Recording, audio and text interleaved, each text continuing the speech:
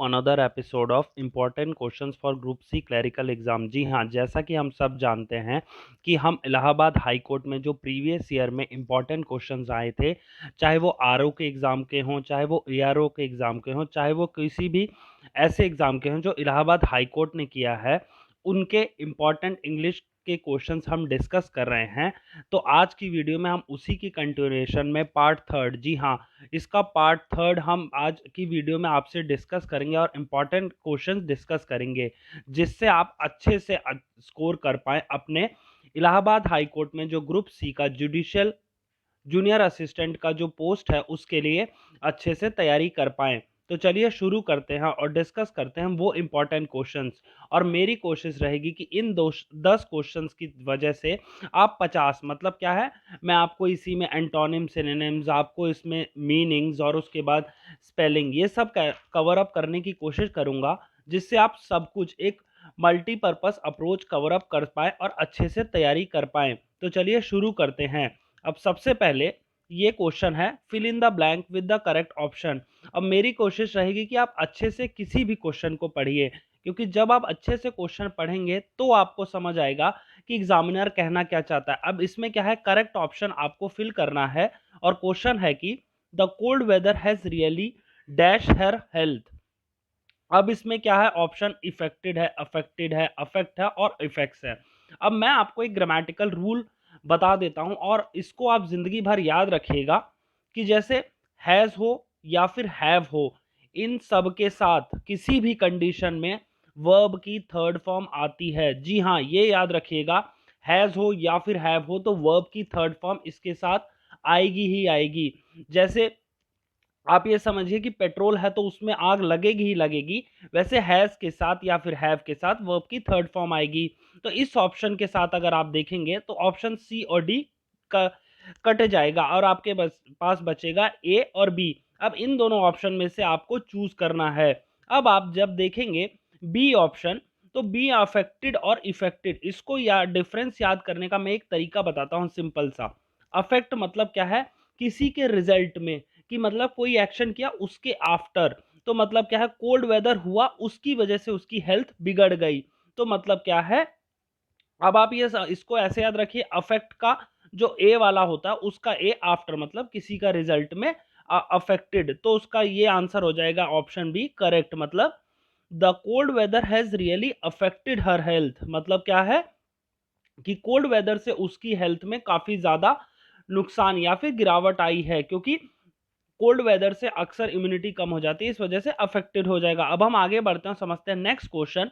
Next question आपका है, jump on the band wagon. अब सपोज कोई ट्रेन चल रही है, उस पे आप चढ़ जाएंगे, तो क्या आप इस गाड़ी के साथ आगे फ्लो नहीं करेंगे? जी हाँ, आप करेंगे। सेम बैंड वैगन का मतलब, वैगन मीन्स क्या है, गाड़ी का डब्बा। सपोज आप कोई ट्रेंड चल रहा है, जैसे इंस्टाग्राम पे या फिर फेसबुक पे इतने ट्रेंड चलते हैं, आप वही चीज करने लग जाए तो आप क्या है, उसी ट्रेंड में आ गए हैं। तो इसका ऑप्शन बी, इसका ऑप्शन सी करेक्ट हो जाएगा। To join a popular trend, उसका हो जाएगा jump on the bandwagon. ये सब जो क्वेश्चंस मैं आपसे करवा रहा हूं, ये आप साथ के साथ कॉपी में नोट डाउन करिए और साथ के साथ रिवाइज करते रहिए, क्योंकि किसी भी कॉम्पिटिटिव एग्जाम को क्रैक करने का बेस्ट तरीका है, चाहे आप 100 चीजें ना पढ़ें, आप 10 चीजें पढ़ें, लेकिन उन 10 चीजों को आप ऐसे रिवाइज करें कि आपको अगर रात के 2 बजे भी कोई उठा के पूछता है तो आप वो 2 बजे भी तुरंत बता सके। जैसे हम सब हनुमान चालीसा याद रखते हैं, आपके रात के 2 बजे ही अगर आपकी नींद खुल जाए तो आप हनुमान चालीसा पढ़ सकते हैं। उस हिसाब से अगर ये 10 क्वेश्चंस आपने किए हैं तो आपको ऐसे बाय हार्ट याद होने चाहिए। और याद होने का तरीका है क्या, रिवाइज रिवाइज रिवाइज। तो ये चीज आप इस्तेमाल कीजिए और रिवाइज करिए जितना ज्यादा कर सकें। अब आपका ऑप्शन इसका क्या है, सी करेक्ट हो गया। अब नेक्स्ट क्वेश्चन है, choose the correct spelled from the options.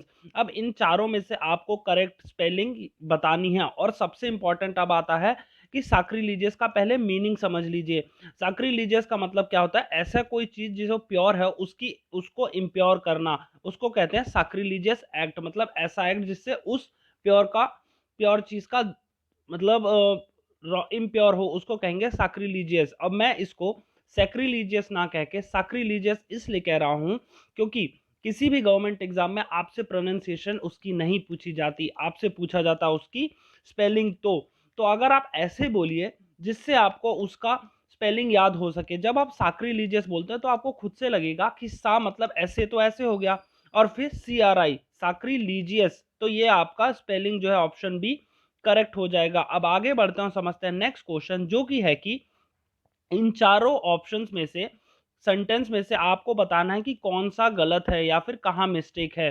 अब इसके बाद जब आप पढ़ेंगे, you can drink chocolate milk either hot in the winter और कोल्ड इन द समर। अब जब आप देख रहे हैं कोल्ड तो स्पेलिंग ठीक है, अब इसमें पढ़ते ही आपको लगेगा यार हॉट की तो HOT हॉट स्पेलिंग होती है, तो ये तो HAUTE ये कैसी स्पेलिंग है। तो इसका मतलब ऑप्शन थर्ड इसका करेक्ट हो जाएगा कि ऑप्शन थर्ड में जो है गलती है आपकी, और ऑप्शन सी करेक्ट हो जाएगा आपका आंसर। अब आगे बढ़ते हैं, समझते हैं नेक्स्ट क्वेश्चन को। अब नेक्स्ट क्वेश्चन में आप देखेंगे कि एक fill in the blanks using appropriate option, इन चारों ऑप्शन में से कोई एक ऑप्शन यहां आएगा जिससे ये सेंटेंस कंप्लीट हो जाए। They say that a new baby is dash every 5 minutes, मतलब क्या है, हर एक 5 मिनट पे कोई ना कोई बेबी पैदा होता है, और पैदा होता हो को इंग्लिश में लिखते हैं बॉर्न, BORN बॉर्न होता है इसका करेक्ट, तो इसका ऑप्शन ए करेक्ट हो जाएगा। और ये एक एयर बॉर्न होता है ना, वो वाला एयर BORN होता है, तो ये ऑप्शन याद रखिएगा, एयर बॉर्न डिजीज मतलब ऐसे डिजीज जो हवा से फैलते हैं उसमें एयर बॉर्न लगता है। तो ऑप्शन बी के लिए मैंने आपको एडिशनल इंफॉर्मेशन दी है, जिससे आप अगर ऐसा भी कभी क्वेश्चन आएगा तो आप समझ सकें कि एयरबॉर्न में BORNE आता है, और अगर जो कोई पैदा होने वाला हो उसमें आता है BORN। अब आगे बढ़ते हैं और समझते हैं नेक्स्ट क्वेश्चन, जिसमें है कि choose the following options the correct synonym of the given word. अब मैं आपको एक बताता हूं, सपोज सिनोनिम है, तो सिनोनिम आप कैसे याद रखना है, अगर आप सेम मीनिंग समझते हैं किसी को तो वो हो जाएगा सिनोनिम वाला, सिनोनिम के लिए सेम, और एंटोनिम का मतलब उल्टा, तो उल्टा से टा और एंटोनिम का टा, तो ये दोनों सेम चीजें, सिनोनिम सेम और एंटोनिम उल्टा। तो इसमें क्या पूछा है, सिनोनिम पूछा है एक्सपीडियंसी का। अब जैसे एक्सपीडियंसी का मतलब क्या होता है कि आसानी या फिर जल्दी से कोई चीज करना, उसको कहेंगे एक्सपीडियंसी। तो इसका ऑप्शन बी सही हो जाएगा, कन्वीनियंस मतलब मोस्ट सिमिलर होता है आपका एक्सपीडियंसी। अब इसके बाद एक और एडिशनल वर्ड है इसमें, ऑल्ट्रिज्म। ये ऑल्ट्रिज्म वर्ड कई बार एग्जाम में पूछा जा चुका है, तो ये ऑल्ट्रिज्म का भी आप मीनिंग याद रखिएगा, और उसका मीनिंग होता है अनसेल्फिश रिगार्ड। मतलब क्या है, अगर आप किसी की इज्जत करते हैं, जैसे हनुमान जी करते थे श्री राम की इज्जत, उसको कहते हैं ऑल्ट्रिज्म, मतलब खुद का उनका कोई सेल्फलेस रिगार्ड, मतलब सेल्फलेस इज्जत करना, उसको कहते हैं ऑल्ट्रिज्म। अब नेक्स्ट है 157 क्वेश्चन, जिसमें है choose the option the correct antonym of the given word. अब मैंने आपको थोड़ी देर पहले बताया सिनोनिम मतलब सेम और एंटोनिम मतलब उल्टा, तो उल्टा इसमें पूछा है, तो आप याद रखिएगा ध्यान से, एग्जामिनर इसी चीज में खेलेगा।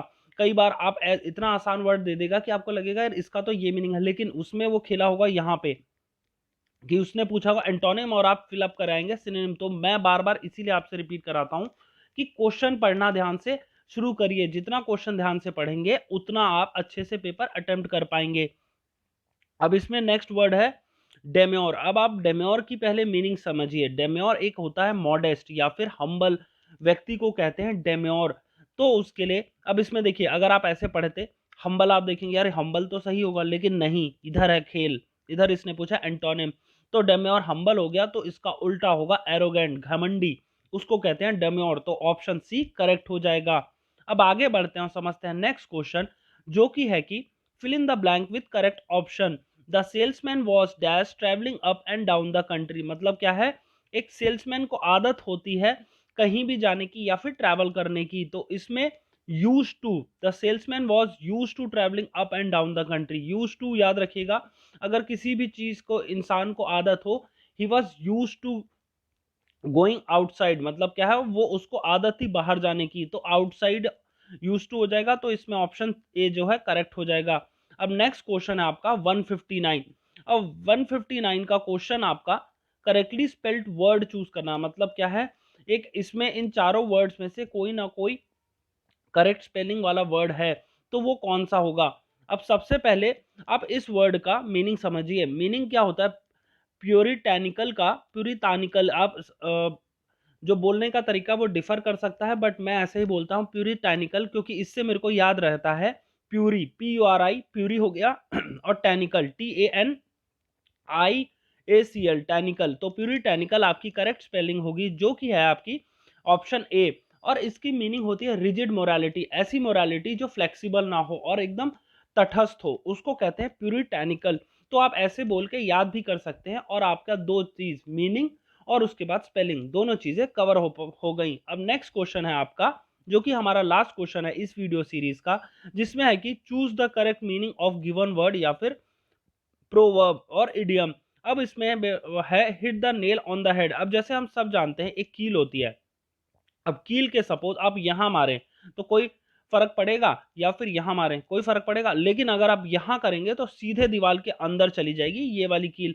तो इसको क्या है कि आपका ऐसी जगह आपने प्रेस किया जहां से इसका एक्शन हो पाया, तो इट मीन्स क्या है, hit the nail on the head मतलब क्या है, डू और से समथिंग एग्जैक्टली राइट, मतलब क्या है, सही चीज करना, उसको कहते हैं डू और से समथिंग एग्जैक्टली राइट। और राइट गाइज, ये थे आज की वीडियो जिसमें हमने डिस्कस करी है 10 important questions from the perspective of Group C clerical exam of Uttar Pradesh civil court. अगर आपको ऐसी और वीडियोस देखनी है तो मैंने ऐसी दो वीडियो और बना रखे हैं जिसमें मैंने 10-10 क्वेश्चन डिस्कस किए important from the perspective of above set exam. मतलब क्या है, जूनियर असिस्टेंट जो एग्जाम है उसमें जो इंपॉर्टेंट क्वेश्चंस हैं वो वाले हमने डिस्कस किए हैं, और उसका लिंक मैंने डिस्क्रिप्शन में दे रखा, आप चाहे तो वो वीडियो जाके देख सकते हैं। और आप एक और वीडियो जरूर देखिए कि प्रीवियस ईयर कितनी कट ऑफ आई थी, उसका भी लिंक मैं डिस्क्रिप्शन में दे दूंगा। आप प्लीज जाके देखिए और तैयारी कीजिए अच्छे से इस एग्जाम के लिए। अगर आपको मेरी वीडियो का सीरीज अच्छी लग रही है तो प्लीज इस वीडियो को लाइक कीजिएगा, क्योंकि ये मेरे लिए सबसे बड़ी मोटिवेशन होगी आपके लिए नेक्स्ट 10 क्वेश्चंस ऐसे ही इलाहाबाद हाईकोर्ट में जो आए हैं उसके रिगार्डिंग वीडियो बनाने के लिए। अगर आपको मेरा कंटेंट पसंद आ रहा है तो वीडियो को लाइक जरूर कीजिएगा, चैनल को सब्सक्राइब कीजिए अगर आप इस चैनल पे नए हैं तो, और सबसे पहले नोटिफिकेशन देखना चाहते हैं मेरी इन वीडियोस का, जिसमें हम ऐसे ही प्रीवियस ईयर तैयारी करेंगे। और प्रीवियस ईयर डिस्कस करने का सबसे बड़ा एडवांटेज है कि हमें एक पैटर्न पता चल जाता है कि किस लेवल पे इस एग्जाम का क्वेश्चंस पूछे जाएंगे। थैंक यू फॉर वॉचिंग, ये था आज का वीडियो, थैंक यू।